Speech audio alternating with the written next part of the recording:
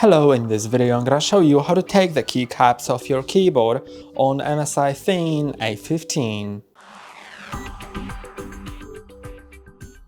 I recommend using at least two tools which are gonna help you, but I think you can do this with your nails if you have them long enough. But yeah, I'm gonna use this tool, which is the SIM card tray opener. Of course, you can use any other needle or something that's really small to fit in between the keys. We'll use it to pry the key. Then we'll use this tool. This is my personal choice to use this tool. It's for removing the keys.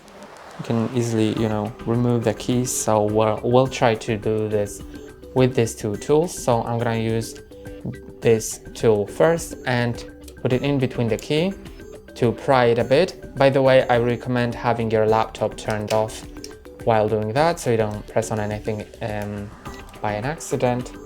Then, as you can see here, I've gotten the second tool inside on one end, then I'll do it on the second side, and I can just pry it a bit. Then I can use my fingers from now on to remove it. Sometimes some bigger keys will come off with this metal part. It's just because bigger keys have it.